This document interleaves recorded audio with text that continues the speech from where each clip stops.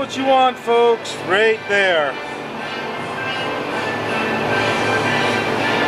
That's about probably 93–94% penetration. Well within the bounds of being an expert welder. Look at that. That is not welded on the back. You're looking at the back side. If the camera could focus.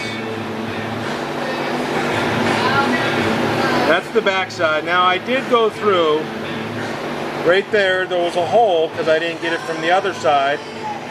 So I just nailed it right there.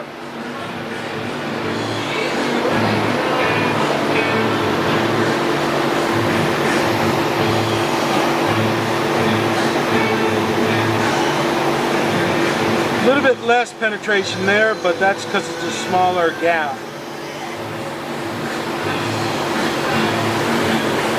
It says Alpha, this is the driver's side middle rocker panel.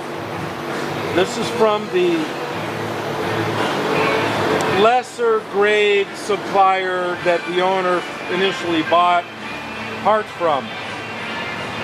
Now you can see here, I don't know if you can see it or not, but that's tapered in. The stock inner or middle, excuse me, the middle, not the inner, but the middle rocker panel is tapered about 6 inches back, starting about 6 inches back from the lower A-pillar.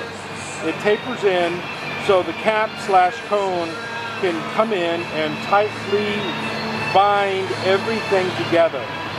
However, this piece right here did not have any provisions for that taper.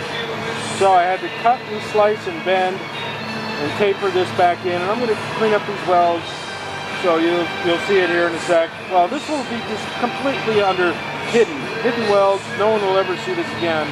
But just showing you what you got to do on these parts to get them to fit. This modification on this piece of middle rocker, I've got about 6 hours into this so far, just making that correct. Okay, and this is where it goes on. It goes on right here.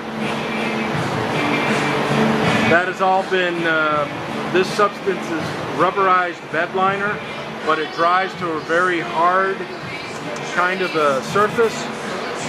And it ties in right here. That middle rocker ties in right there. I got to grind that down a little bit to get it to weld. And then the cap goes on right there like that. And then the outer rocker goes on it. Okay? Better than factory. The best I can do on this 74 Alfa Romeo GTV. Okay. As we say in Germany, tschüss!